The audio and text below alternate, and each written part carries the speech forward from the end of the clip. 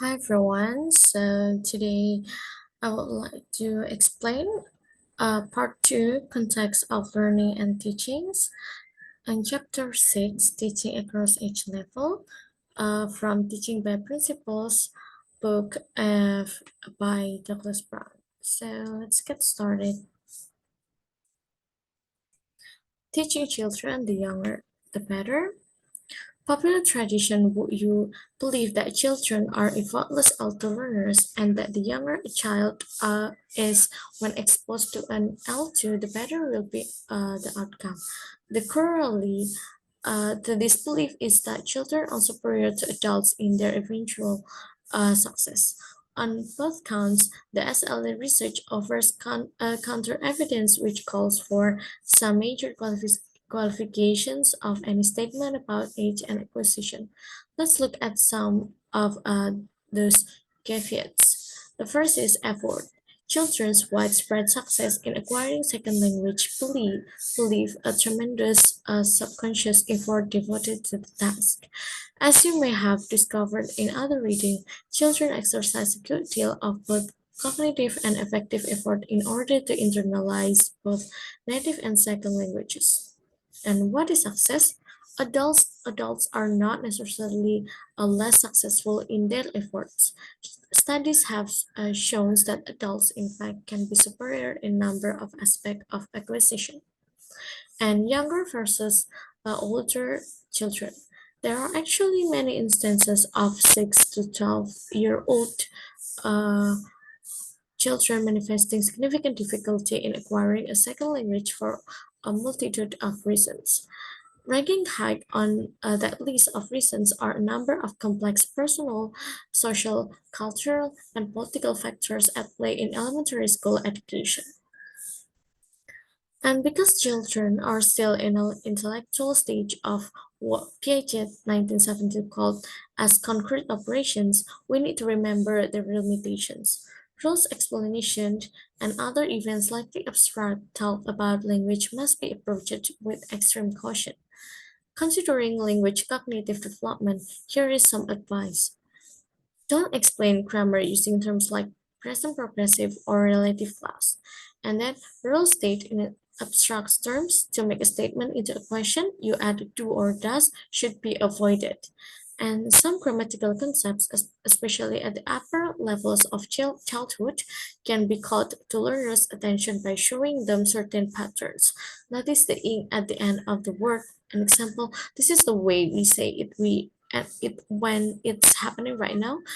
I'm walking to the door, and then certain more difficult concepts or patterns require more repetition than adults need, but not to the points of boredom. Short, snappy drills may be very helpful.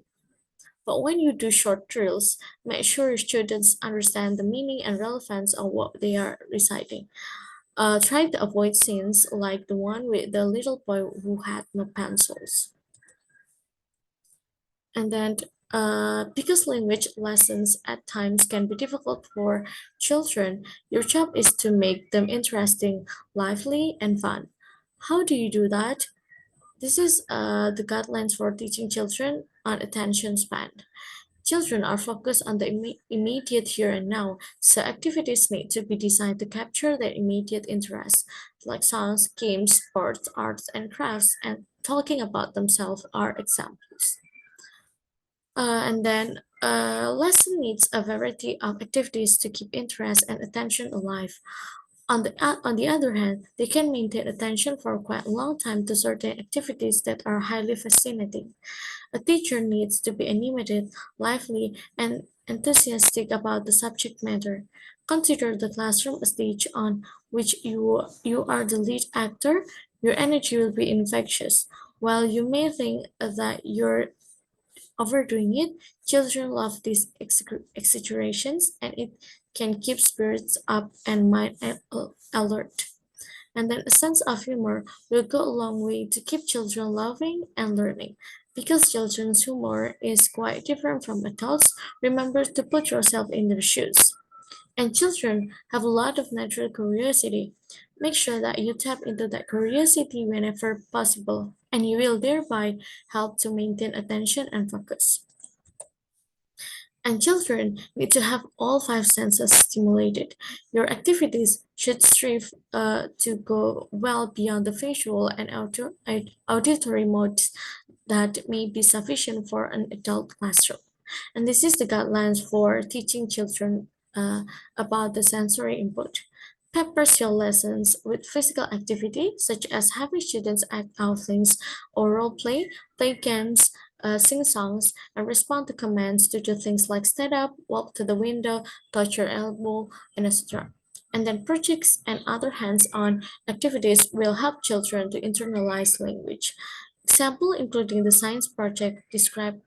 uh, science project, drawing picture, working in group on a poster or diorama, cooking foods, dressing up for holidays, and performing a song for other classes. And then sensory aids help children to internalize concept. The smell of flowers, the touch of plants and fruits, the taste of food, and liberal doses of audiovisual stimuli like videos, photos, and music are all important elements in children's language teaching.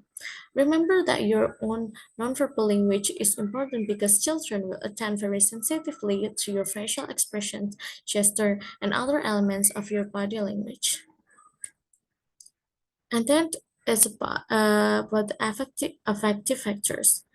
Children are often innovative in language forms but still have a great many inhibitions. They are extremely sensitive, especially to the peers. Therefore, teachers need to help them to overcome such potential barriers to learning. Help your students to laugh with each other at various mistakes that they all make. Be passionate and supportive in order to build self-esteem by complimenting them on their work and accomplishments. At the same time, be firm in your expectation of students, and then elicit as much oral participation as possible from students, especially the quieter ones, to give them opportunities to try out newly introduced language. And then the authentic, meaningful language. This is the guidelines for the children authentically. The first is be real or be genuine. Show that you truly enjoy them. Children are good at sensing when adults are going through the motion or bored with their own job. And this is enthusiastically embrace children as if they are your own. And language needs to be firmly context embedded. Storylines, familiar situations and characters, real life conversation, meaningful purpose in use language uh, will establish a context within which language can be used and thereby improve attention and retention. Context-reduced language in abstract, isolated, unconnected sentences will be much less readily tolerated by children's mind. Capitalize on the interrelationship among the various skills like listening, speaking, reading, and writing for reinforcement. Integrate at least two skills whenever possible. If language is broken into too many bits and pieces, students might not see the relationship to the whole. And then teaching adults. Adults have superior cognitive abilities that can make them more successful in certain classroom endeavors. Adults also bring life experiences to the classroom, which gives them background schemata as a backdrop for the situations introduced in the curriculum. It means they can bring a rich array of skills, strategies, and convictions to bear on the task that the language course asks them to carry out. And let's look more specifically at the adult student. First is abstract thinking ability. Adults are better able to understand a context-reduced segment of language. Authenticity and meaningfulness are, of course, still highly important, but with adults, a teacher can take temporary digression to discern and examine isolated linguistic properties. And the attention span. Adults have longer attention spans for material that may not be intrinsically interesting to them. And then self-confidence. Adults often bring a modicum of general self-confidence into a classroom, so their egos may be somewhat stronger, but we should never underestimate the emotional fragility of adults. And then vocational interest. Adult learners, especially those in their colleges, and beyond are more able to focus on their vocational future and will derive motivational intensity from such vision. And then, from the four observation in the previous slide, here is some advice for teaching adults. First, beware of too much abstract explanation of grammar and vocabulary. Keep adults focused primarily on meaning, secondarily on form. And then, even though adults can express complex thinking in their new language, they are nevertheless intelligent adults with mature cognition and adult emotions. Don't treat adults in your class like children by calling them kids and using caretaker talk. It's like the way parents talk to children or talking down to them. And then adults have longer attention spans than children, but it's still important to keep your activities moving along at a lively pace. And then give your students as many opportunities as possible to make choices to innate their agency about what they will do in and out of the classroom.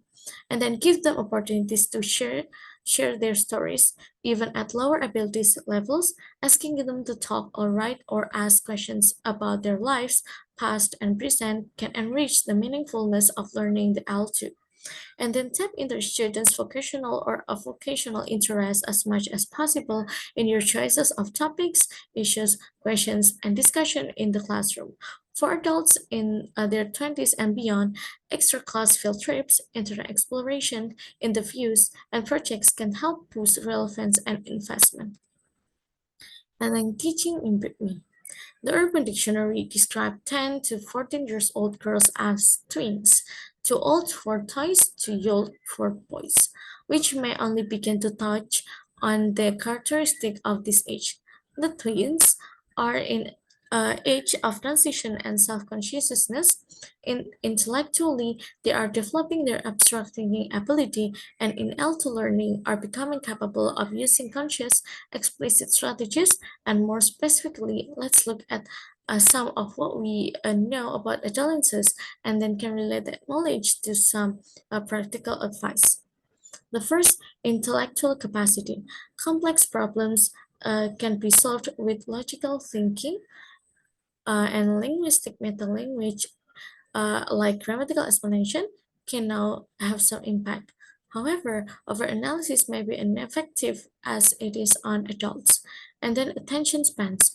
While attention spans are lengthening with many diversion present in a teenager's life, those potential attention spans can be easily be mitigated as a learner focuses on self, appearance, sexuality, being accepted, a weekend party, and perhaps the tension.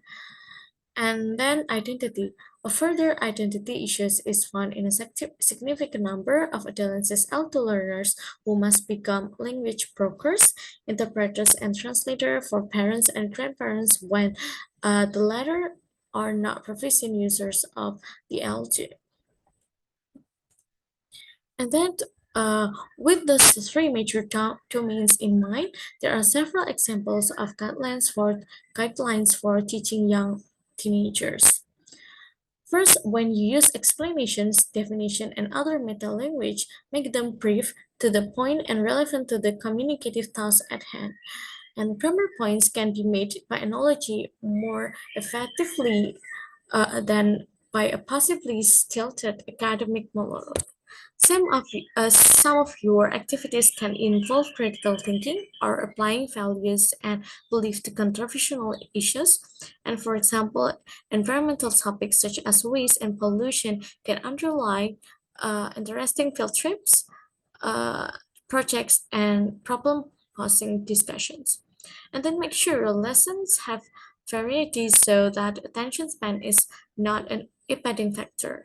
Remember, this is a classroom and not a movie or a video game on their electronic tablets, so keep the pace at an appropriate clip. And then appeal to students' immediate interests. What music and music groups do your students like? What do they text each care about? And what do they text each other about? Okay. Okay, so that's about the chapter 6. Thank you for your attention and see you.